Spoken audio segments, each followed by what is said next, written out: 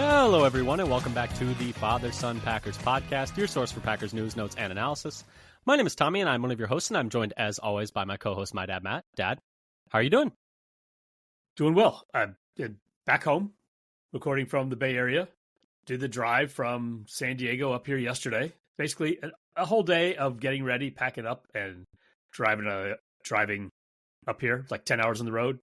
Yeah, it's a full day experience to do that whole drive as someone who's done it a few different times.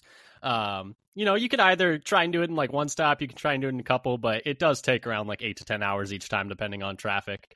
But yeah, it's good to have you safe back up in the Bay. We are recording back in a 2 space, so maybe our audio will be a little bit better, or maybe it'll be worse. I guess we'll see. But we are here today to preview the Packers Week 8. Are we on Week 8 already? We're already halfway through the NFL season. I know. It's like almost halfway through the season already. Yeah. Goes fast. So we're here to preview the Week 8 matchup between the Packers and the Steelers on Sunday Night Football. First game Aaron Rodgers has played against the Packers since leaving Green Bay. So there are a lot of storylines going into this game, a lot of interesting things to talk about, a lot of interesting matchups, and we're going to be covering all of that for you. Before we get into any of that, though, just wanted to cover a couple of things. If you like what you hear, subscribe, whether that's Apple, Spotify, YouTube. Tell a friend, tell a stranger, tell, your local bus driver. I don't know. Tell whoever you want to. Leave a comment, leave a review. Et cetera, et cetera, et cetera. Follow us on Blue Sky at Father Son Packer for updates when we're putting new episodes out, updates on Packers injury reports, updates on Packers news, et cetera, et cetera. One-stop shopping, everything Titletown. But that is the usual spiel. If you've been listening, you've heard that before. So let's just get into talking about this game, Dad. And I guess we will start off with the injury report. It's a bit of a lengthy one for the Packers, at least. The Packers always have a bazillion people they list. I don't know what to make of it. It's like all week, limited, and then more questionable players than any other team. Yeah, more players listed total than any other team. I was going to say, there's like a bunch of people listed on the injury report, and then not a ton of designations, but let's go through the Packers side first. Lucas Van Ness and Dontavian Wicks are both out for this game, which we kind of expected. They really hadn't practiced much. They hadn't practiced at all this week, actually. The ones to watch, though, Warren Brinson and Matthew Golden were added to the injury report on Friday and are now listed as questionable, which is never good news when they are a limited participant Friday with a new injury, because that usually means that injury cropped up during practice. So Brinson has a hamstring injury and Golden has a hip injury. Now, both of them are questionable. That's obviously not ideal, and I am skeptical as to whether or not they are going to be available for this game, given that those injuries both seem to have occurred during practice on Friday, which is never good. Beyond that, Brandon McManus, Devontae Wyatt, and Christian Watson are all also questionable. Now, Watson has not yet been elevated to the active roster, but he did say earlier in the week that he expects to play. And then Matt LaFleur was like, well, it's up to the doctors to, if he's ready. So we could have Christian Watson back in this game, which would certainly be a boost if Golden is not able to go. But we don't know that yet. So that's something to keep an eye on Saturday. And Wyatt, he missed last week, but was limited during a lot of this week. So that's going to be one where I think it's going to kind of come up to game time. And McManus is an interesting one as well, because the thing with McManus is he was a limited participant Thursday and Friday, but I think they're going to be extra cautious with him is what I expect. But Dad, any thoughts on anything on the Packers side of the injury report? I'm curious to see what, happens with Wyatt, whether he plays or not, because I think he can make a big difference in their pass rush. And they have until sometime tomorrow, I think maybe it's 4:00, I can't remember, to activate Watson. Otherwise, the latest they can do it is Monday after the game. And if they don't do it Monday after the game, then he would have to miss the whole year. Out for the season. Yeah. So they are at the latest going to activate him on Monday. So I suspect he's going to get activated on Saturday. We won't know until Saturday, late afternoon, evening. Yeah. And then, of course, Well, I was going to say just for Watson really quick, I expect him to be activated Saturday, but I don't know if that necessarily guarantees he'll play Sunday. I guess is kind of I could see them activating him Saturday, seeing how he looks in warm up Sunday, and then making the decision from there to make him active or inactive. What do you think about that? I mean, they could also activate him, put him on the 53, and then still not even activate him for the game. That's what I'm saying. Yeah, that's what I'm saying. Activate him and then make him one of the inactives for the game is like seeing how warm ups go. And then we have to really wait and see what happens with Brinson and Golden. Those are the ones to keep an eye on. I've been searching for information. I haven't been able to find anything. Probably no reporters at practice Usually not. Yeah, today. on a Friday. So total mystery until Sunday. Yeah, late additions to the injury report are always a scary thing. But we'll definitely keep an eye on that for all you guys and keep you updated on Blue Sky on that one. Over to the Steelers side, they have one player officially out, and that is wide receiver Scotty Miller. Beyond that, they have a handful who Packers fans might remember. And then they have a handful of players who are questionable. Their center, Zach Frazier, which is like the big one. He's their starting center. He did not participate in practice on Thursday, but then was limited on Friday, so it seems like he's working his way back. He has a calf injury, so it seems like they're expecting him to play, given that he did participate in Friday practice at least a little bit. Linebacker Malik Harrison and then their backup quarterback Will Howard are also questionable. Any thoughts on those ones? I think the big one is obviously whether or not Zach Frazier is able to go, although it kind of seems like he will be.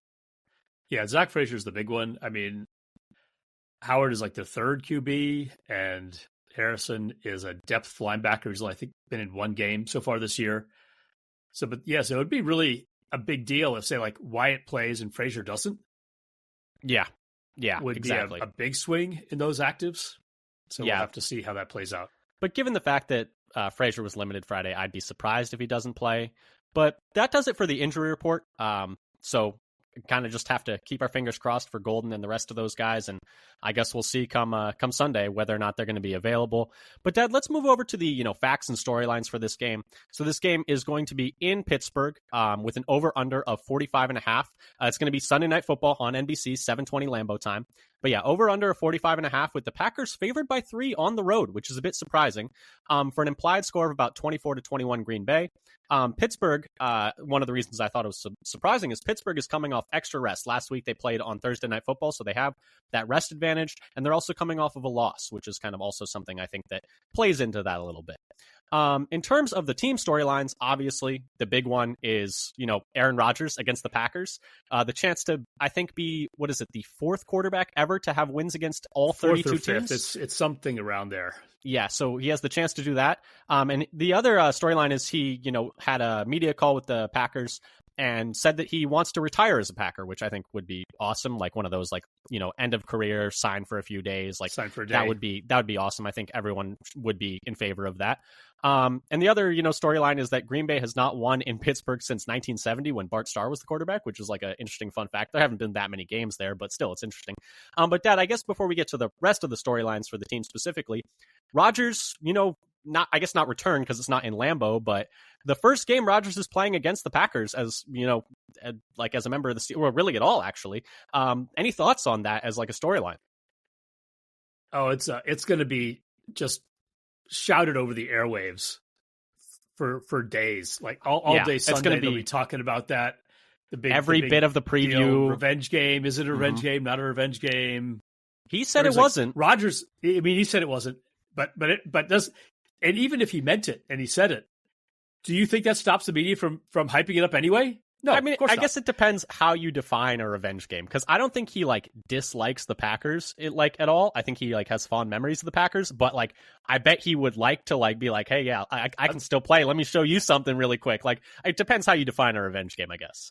Yeah, and even if it's not extra motivation, of course they're going to sell it.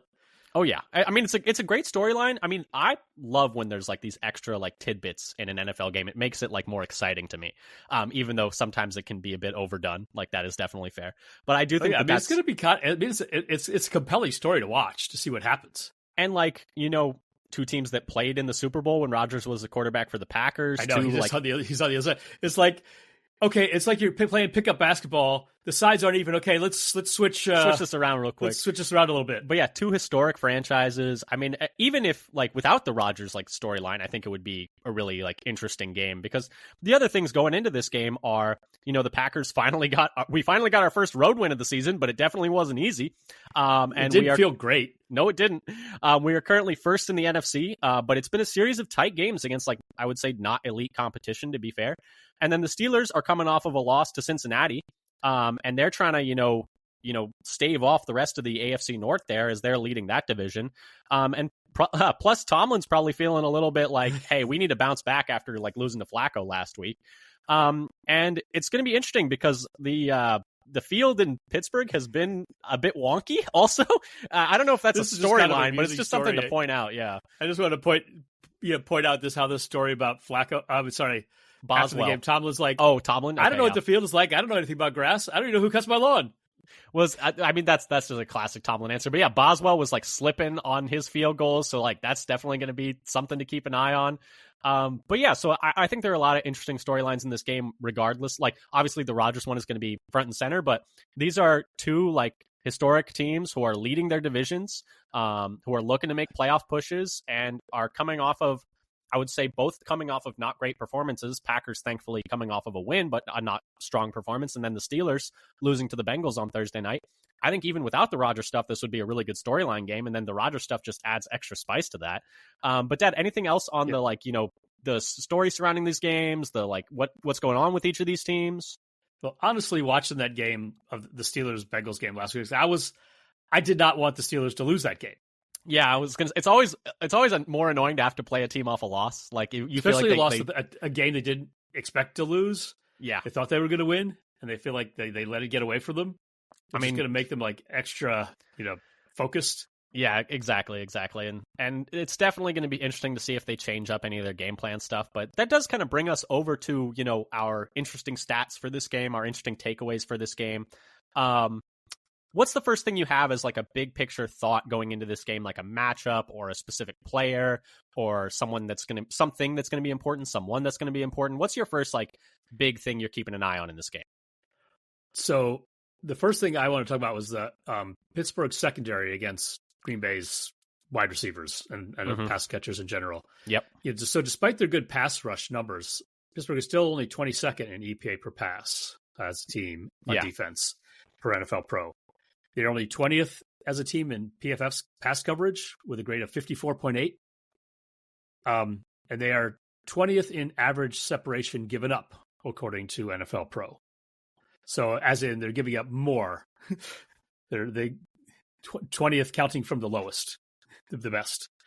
In particular, if you want to break it down, they're 24th in DVOA against wide receiver ones.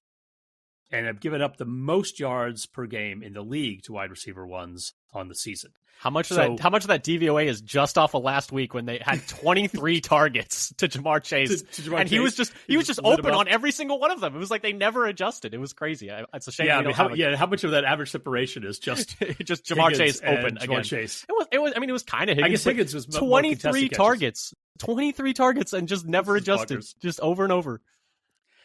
Yeah, and so then if you look at where in the field, they are fourth worst in defending the right side of the field.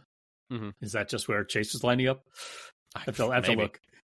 And third worst defending the deep right side of the field, and eighth worst in defending the deep middle of the field. They do, however, it was interesting. So they're really terrible on the right side and the deep right side. They do, however, lead the league in defending the deep left side of the field. Okay. It's like just also like serious dichotomy going on here. Now, if you look at their corners, the two corners who have like had the most snaps so far this year, Jalen Ramsey and Darius Slay, out of 118 qualifying corners in the league, I forget how many snaps this is. It might have been like 60 something, at least 60 snaps on the season. Ramsey is 69th with a passer rating against of 99.5, and Darius Slay is 104th. With a passer rating against 130.4.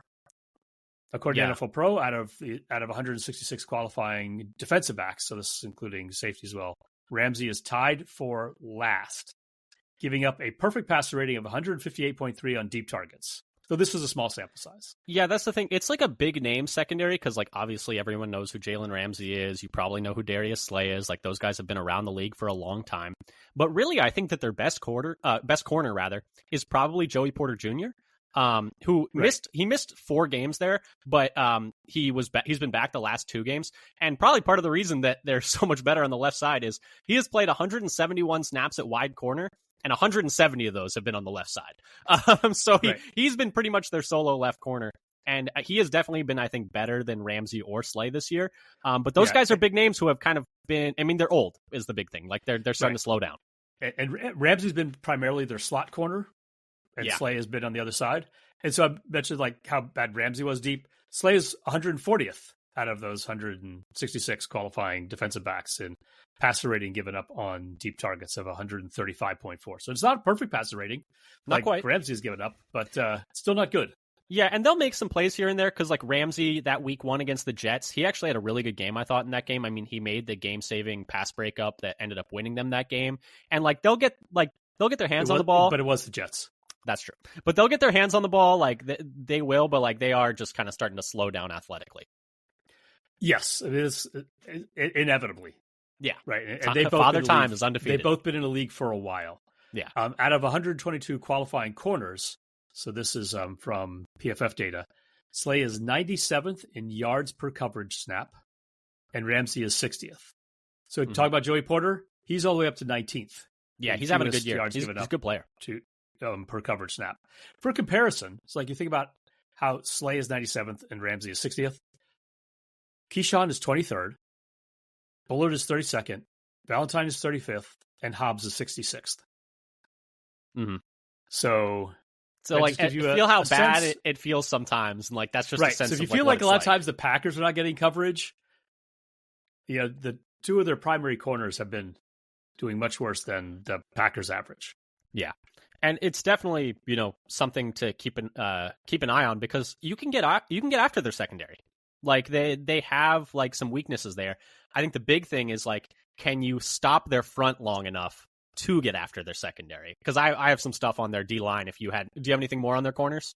That was it about the corners. Yeah, if you want to, like, go and because I mean, that kind of marrying the pass rush with the coverage. Yeah, and their pass rush is with the coverage. Yeah, their pass rush is really fierce because, like, obviously, we talked about you can get after their secondary, but their defense is still pretty solid because their defensive line has been really good this year. I mean, it's obviously the strength of their team. TJ Watt, Cam Hayward, Alex Highsmith, Nick Herbig, Keanu Benton. Harmon, who they just drafted in the first round this year, although he's been, I think, a bit banged up. So Herbig and Watt are both top 25 in the league in pressures and win rate amongst edge rushers, and Herbig is actually in the top 10. He's kind of a bit of a more rotational guy, but when he comes in, we're going to have to be careful because I'm a little bit worried about him versus Rasheed Walker on that left side. That's definitely something where I'm concerned about that matchup. It's going to be a big day for the offensive line in terms of, like, they are going to need to step up and have, like, a strong performance in this one. So Herbig and Watt, obviously, both very good. Herbig also is top 15 in the league in quick pressures, and Highsmith is top 30 in quick pressures. So they're getting after the quarterback quickly. Meanwhile, Cam Hayward is top 10 in win rate amongst interior defensive linemen, and Benton is top 25. So they got a lot of different guys who are getting after the passer in terms of pass rush juice. And as a team, they are 11th in pressure rate, despite having the 7th lowest time to throw against. So they have the second fastest time to pressure, like, in the league. So they are getting a lot of pressure and getting it very quickly. So that's definitely something where it's like, okay, like, we might have to quick game a lot of stuff. And we've been pretty good in the quick game so far this year. But we might need to lean on that even more this week because it is tough. Their D-line is not as good in run defense. They're only middle of the pack in yards before contact per attempt and stuff rate. So you could maybe try and slow down the pass rush a little bit by just, like, running on them until they have to try and play both. But it's definitely going to be a big game for the offensive line in terms of, like, hey, like, we need to keep Love upright because they're going to be coming after him with everything they got. Yeah, that time to pressure, second fastest in the league, is the one that really popped off the page to me, or popped off the electrons, the digital page to me. Yeah, I mean, it's definitely like a standout of their defense. It's like, not only are they getting a lot of pressure, they're getting it very quickly. Yeah, so we'll have to, hopefully we'll have our preferred, it looks like we'll have a preferred offensive line, and then everybody's going to be in good shape, and we'll be coordinating things well. Good communication. Hopefully. I guess we'll see. Maybe some Chris Brooks on third down for some extra pass pro. I don't know. I guess we'll see. But yeah, so that's definitely something I'm keeping my eye on, is, like, the O-line has to have a good game in this one if we're going to win. What was the next thing you had? So for me, I go kind of the other direction. Green Bay's run defense versus the Steelers. Mm-hmm. Green Bay gives up the second fewest yards per game in the league. Yeah, run defense has been good this year. And Pittsburgh is 8th worst in offense, gaining, yards on the ground. Their running attack is 20th in the league by PFF grade, while Green Bay's run defense is 7th. According to NFL Pro, EPA per rush, Green Bay's run defense is 5th best, and the Steelers' offense is 12th. But if you look at DVOA adjusting for opponent, that puts Green Bay's run defense down to about 10th, and the Steelers' rushing offense up to fourth best. So it's very different. Kind of depends on who you played. Yeah. If you look, however, from FTN Fantasy as well, the adjusted line yards metric that they use, that has Green Bay's defensive line, fifth best in the league in adjusted line yards, while Pittsburgh's offensive line is only ninth best. So maybe a little bit of advantage there. We need to keep an eye on what Warren and Gainwell are doing. Both have been pretty good in rush yards over expected, 11th and 12th out of 41 qualifying running backs. But neither are doing that much after contact. Gainwell is 24th and Warren is 37th out of 41 qualifying running backs. So if we could just, keep the holes plugged up, they're not doing a lot after they first get hit. Yeah. And for the running backs, to be honest, I'm much more concerned about them in the passing game than I am them on the ground because they are using the running backs a lot in the passing game. Right now, Jaylen Warren is current. So it's funny. I was going to talk about tight end targets and running back targets together, but I'll talk about the running back targets right now since we're already talking about it. 5 of the 6 highest targeted players for the Steelers are either tight ends or running backs. And so they're throwing it to both Warren and Gainwell quite a bit. Warren specifically amongst running backs is 4th in receiving yards per game, 3rd in yards per reception, and 2nd in EPA per target. But we are actually quite good at stopping, passes to running backs this year. We're really good at it. We are giving up the 2nd most targets per game to running backs, which is not necessarily a bad thing. That kind of just indicates you're making the other team check down a lot. But we're averaging the lowest yards per reception to running backs in the entire league. So that is something that they like to do a lot that we are actually pretty good at stopping. Yeah, so let's hope they have to check down all the time and bring them right to the ground. I mean, the thing is, let's hope they have to check down a lot because and this kind of transitions into my next point is their passing game is really just predicated on getting the ball out very quickly. Rodgers right now has the 3rd fastest time to throw in the entire league this year. And when he is getting the ball out quickly, he's doing it well. He has the 6th highest EPA per dropback in the league on passes under 2.5 seconds and is 2nd in yards per attempt on those passes. So their quick passing game has been very effective and it's what they like to do. That's a lot of what their passing game is built around. We are meanwhile as a defense, not very good at defending that. So that's something where it's a strength of theirs and a weakness of ours. We are 9th worst in the league on EPA allowed per dropback on passes faster than 2.5 seconds. We're okay in yards per play. We're middle of the pack, but we are giving up these quick passes, which we have seen in the past few games. Obviously the Cowboys one stands out a little bit. Obviously a few other games where it's okay, can we can the corners come up a little bit? But no, so it's been a bit of an issue for the defense. But if we can make him hold the ball, Rodgers does fall down to 19th in EPA per dropback. And then if we can make him hold the ball and either take a sack or check down to running backs, which we've been good at stopping, I think that's the key to the defense having a good game. But if they're able to just bing, bing, bing, bing, bing, down the field, just bit by bit, that's what they're good at and that's what we're bad at. So that's going to be something that's a tough matchup for us. Yeah, and I think regarding that, it seems like they rely on a lot of quick passes and then a lot of yak.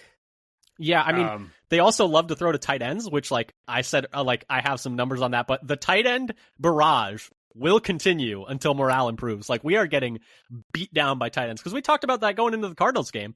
And then Trey McBride immediately was here's another 10 catches on 12 targets for 70 yards and 2 touchdowns. Yeah, it's okay, well, we're not stopping him either. But yeah, I have a bunch of stuff on the tight ends I can talk about in a second. But sorry, what were you going to say about the running backs? Oh, just that. Or the passing game, sorry. The Steelers are leading the league in yards after the catch over expected on offense. Okay. Yeah, it's kind of a lot of design touches like that. They do a lot of that short passes, and then DK Metcalf, who's leading all receivers in total yards after catch. Mm-hmm. I remember that he's big had play. He had some big plays. I was going to say the big one he had against the Vikings in Ireland, I think it was, where he took it 70 yards or something like that. Yeah. And Green Bay's only kind of middle of the pack, 13th. 13th worst. So they're 17th in the league in 19th yards after catch over expected. 32 teams, not 30. 19th, I think. If we're 13th best. You're going pre-expansion. You're running back the clock. It's actually 20th. Okay. Because they're 13th. 12 teams are worse than they are. You're good point. So it makes them 20th. Okay, we both failed the math test today. All right, give us a double on that one, listeners. Yeah, you can put a big cut that out. X on that one. Yeah, I'll cut my wrong part out. I'll leave yours in. Anyway, you're just gonna hang me out to dry. Hey, that's the benefit of doing all the edits. I have to do all the edits, but at least I can control the content.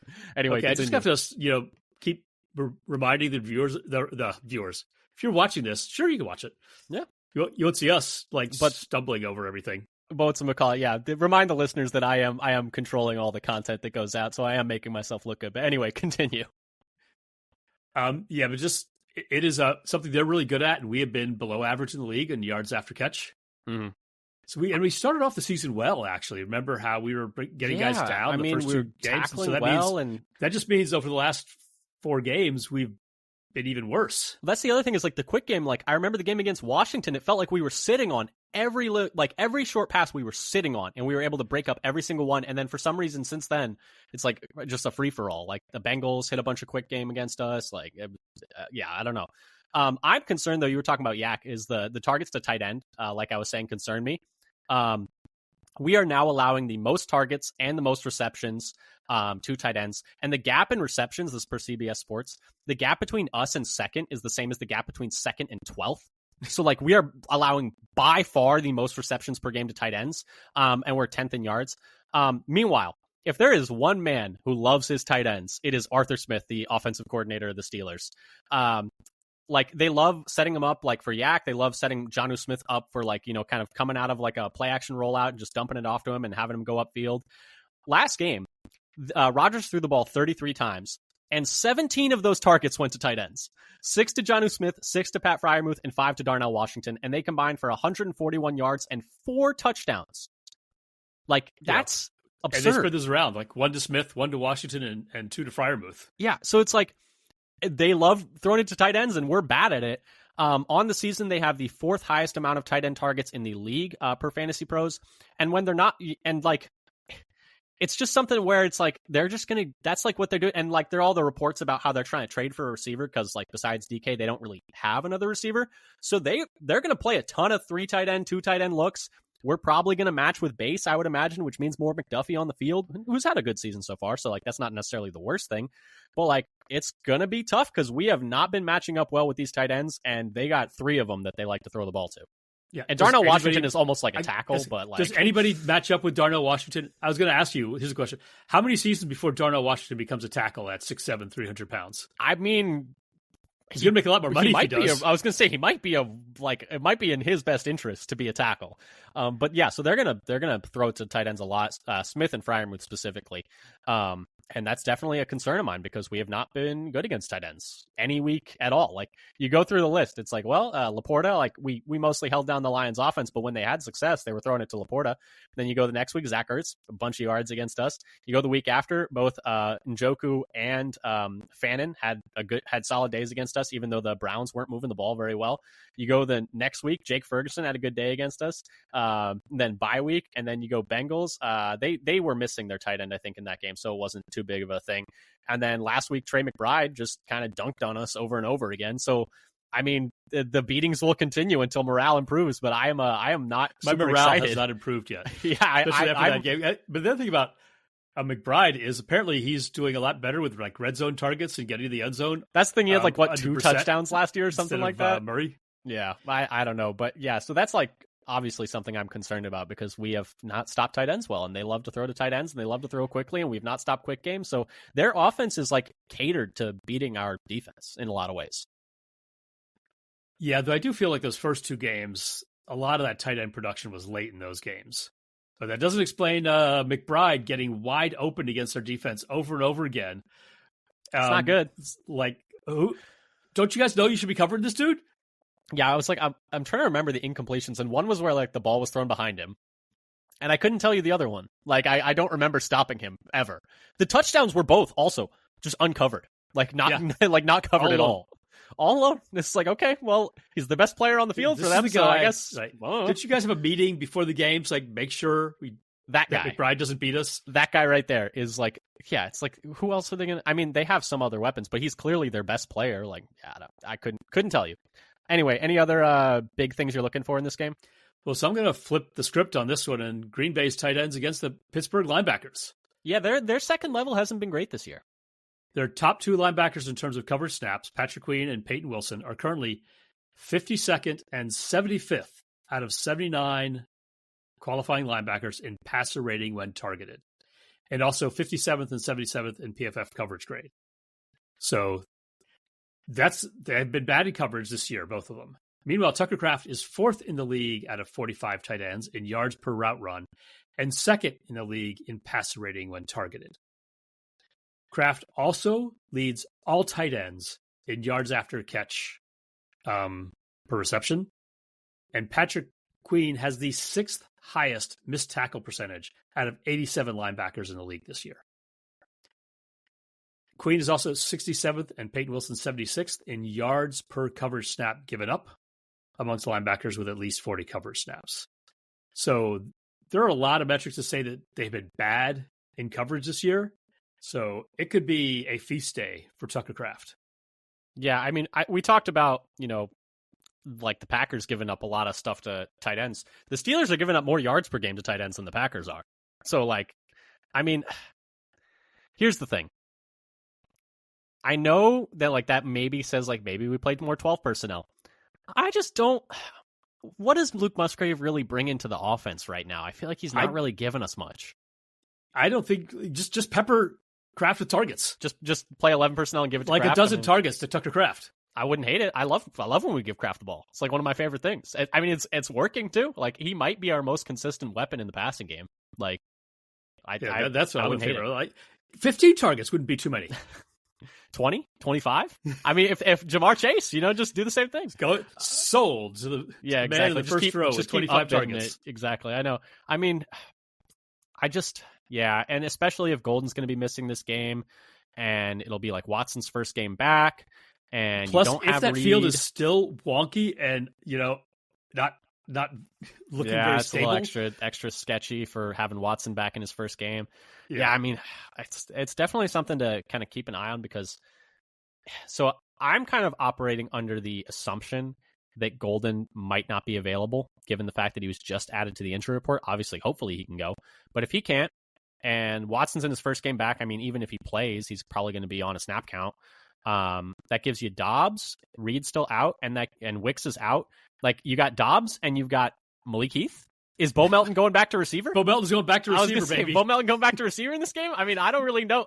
We could get a fun Savion Williams game, maybe. That's on the table, I guess. We could have a big Savion Williams game. Maybe. I don't know. Have we thrown the ball on a real, there was one besides pseudo, a push pass? Well, no, there was one pseudo real kind of route, but it was 3rd and 20, and he ran it was a design. It was almost like a screen where he ran a slant with guys going upfield to block for him.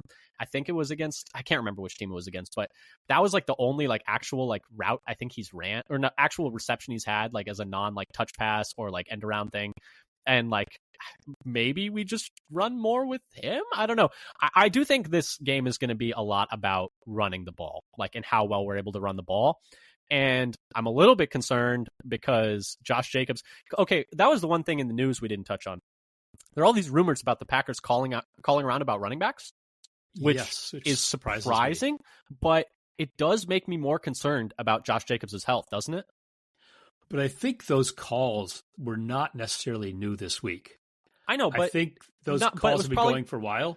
But it's probably from last week, I would say. But Jacobs has been a little banged up. He has that calf injury. Apparently, it was very touch and go as to whether or not he would have played last week, and he did end up playing. But calf injury, extra scary. We're calling about running backs. I'm a little bit more concerned that injury is maybe a little more serious than maybe we initially thought. Yeah, it's hard to tell. I mean, I don't. If it's what he had before last game, I don't think Jacobs thinks so. Yeah, it's just tough because all the little breadcrumbs that are getting dropped are, I don't know, they're a little bit interesting given the fact that we're looking at other running backs and yes, what's the trade price for HN? Yeah, it's HN's that's surprising that we're calling about HN because that would be probably a pretty decent price tag in terms of what you'd have to trade for him because he's having a really good year. But then I heard reports about, in general, league wide about running backs on the trade market that the asking price, the offering price for any running back was very low. I mean, for teams that really need running backs. Yeah, and I mean, what's it called? Achan's going in his third year now, so like next year would be a contract year for him. I don't know. I guess it's something to think about, but that was definitely just something that caught my eye. Beyond that, I have a rapid fire question for you. But I was just going to wrap that up. I think the running game is going to be big in this game because the Steelers' run defense is not great. No, it's not been. So we'll hopefully be able to move the ball on the ground. I had a little bit of one more thing I wanted to mention is like the red zone efficiency battle. Yeah, I mean that's always a big thing. They've both been good on offense. Pittsburgh is 4th best and Green Bay is 5th best in touchdown percentage in the red zone. But on defense, Pittsburgh is 4th best and Green Bay is only 19th best. So it'll be interesting to see what happens there. Yeah, I mean that's usually turnover battle, which like Pittsburgh's winning a lot, so that's kind of like a big one to keep an eye on. And we have not been forcing many turnovers, and Rodgers doesn't really put the ball in harm's way that much. Although the corners were all talking about, I'm going to try and get a pick this week. Everyone's going to pick six everyone's on those saying quick outs. So okay, dudes, don't announce sit on it too jump. much. Yeah, don't say ahead of time that you're going to jump every route. But what's them call it? But yeah, but they're that's definitely, obviously situational football, like turnovers and red zone stuff is obviously very important. They probably have the advantage in the kicking game because Boswell can make it from like 65. And we know he can make it from Haversack can make it from 61 anyway. That's a good point. And then running game, like I was mentioning, Steelers 22nd in EPA per carry allowed, middle of the pack in rushing success rate allowed. So like we should be able to run the ball on them. It's really just going to come down to like how much scale of 1 to 10, how concerned are you about like Aaron Banks and Jordan Morgan against Cam Hayward? Scale of 1 to 10. 10 being incredible, like, oh my God, it's a disaster. 1 being like, they're going to handle him. I'm like a 7.5, 8. Because they have not had it's not been good. I'll go with a 5. Really? You're not that worried about it? Cam Hayward's having a great year. This man's ageless. It's absurd. Maybe I should be more worried. I would say I'm like kind of like medium worried. Okay, I'm pretty worried. Not very worried would be like 2 or 3. 5 is true. You're halfway up. 5 is ladder. But I'm like 7 or 8. I think that's a pretty big mismatch for the Steelers defense. I think maybe what I'm most worried about is Walker against whoever's rushing on his side. That's fair. I mean, the fact that we're listing multiple different matchups along the offensive line and defensive line just kind of hammers home the fact that the O-line is going to have a good day in this one. But Dad, I did have one rapid fire question for you, and it's not a long answer, but how many offside calls are we going to get on hard counts in this game? Because we're already jumping offsides a lot, and I feel like the other team is not, or just lining up offsides a lot, and the other team isn't even hard counting, and we know Rodgers, like that's his bread and butter. Been one of the best ever. Yeah. I mean, I'm saying, okay, I'm going to set the line for you. Over, under 1.5. Just hard count offsides or free plays? Hard count offsides. Over 1.5. Okay. Total free plays in the game, counting offsides and too many men on the field. I'm not that worried about the too many men. I feel like that doesn't happen both teams combined. Much. Oh, both teams combined? Both teams combined. Over and under 3. Free plays. Oh, so 3 is a push? I guess I'm going to take under. I'm going to take under then. You take under on free plays. 3 flat's a tough line. Because I would have said 3. That's both teams combined. Yeah, because if it was 2.5, I would have said over. If it was 3.5, I would have said under. But yeah, that's definitely one to keep an eye on because, I mean, we know Micah likes to jump the snap count. And if there's one way to, kind of slow down a pass rush like that is to try and, get them off that look with the hard count. But anyway, any final things you wanted to touch on, or should we go over to... I have a couple of things I wanted to mention. Okay, go ahead. How low is the possession total going to be for this game? But in terms of quick seconds to take use of the play clock and for each play, Green Bay is 25th and Pittsburgh is 24th. So they're 2 of the slowest teams in the league. So how many total possessions are going to be? I don't expect it to be many. Probably not. And here's a question for you. I should have brought this up earlier. We were talking about linebackers. Guess who's leading the league among linebackers with at least 40 coverage snaps and fewest yards per coverage snap? This is something I discovered. I guess it's McDuffie. It is. I was going to say it must be McDuffie. It's Isaiah McDuffie. Leading the league in fewest yards given up in coverage snap. Yeah, he's having a nice year, and he's a very solid third linebacker. But yeah, no, it's going to be interesting because I think we are going to have to play more McDuffie this week because they do, run out so many tight ends and heavy personnel. So it's going to be a big game for him, going to be a big game for all the linebackers. But Dad, let's move over to our bottom line and our score prediction. Bottom line, Green Bay wins if blank. I mean, what I'm picking is fairly obvious. And, well, that doesn't make it not true. Is if Love has time to throw. Yeah, that's fair. I think that's definitely a fair one because, or if he can just get the ball out quickly. I think if we can negate their, pass rush. For me, it's Green Bay wins if we can run the ball consistently. I think this is a game where we're going to have to be able to run the ball to really move the ball because their run defense isn't great and they're able to generate so many negative plays between, sacks and forcing turnovers that if we can run the ball consistently, I think we do win this game. But anyway, Dad, score predictions. What do you got? Yeah, so I have Green Bay winning. I think it's going to be a low scoring game, but I have them winning 20-17. So on the under and a push on the spread. I guess so. Or was it 3.5 or 3? I forget. I think it was 3. It was 44.5 points in the 3-point spread. Okay. I unfortunately have Pittsburgh winning 24-21. I hope I'm wrong, but extra rest, coming off a loss in Pittsburgh, a lot of the matchups kind of tilt their way looking at it. I hope I'm wrong, but that's just kind of how my gut is telling me it's going to go. But, again, I hope I'm wrong. I would rather be wrong and the Packers win than be right and the Packers lose. But anyway. Primetime game and nothing else competing with it. Exactly. Island game. But anyway, this has been our preview of the Packers-Steelers Sunday night football matchup. Rodgers against the Packers for his first game against Green Bay since leaving. Going to be hopefully a very fun game to watch. But we will be back next week breaking down everything from this game, talking about, what went well, what went wrong, et cetera, et cetera. So keep everything tuned here, whether that's Apple, Spotify, YouTube. Leave a comment, leave a review. Follow us on Blue Sky at Father Son Packer for updates, around Christian Watson status, Devontae Wyatt status, Matthew Golden status, all the injury report stuff. Updates on when we're putting new episodes out. Once again, that's at Father Son Packer on Blue Sky. But anyway, thank you again so much for listening. We'll be back next week. And until next time, go Pack Go. Go Pack Go.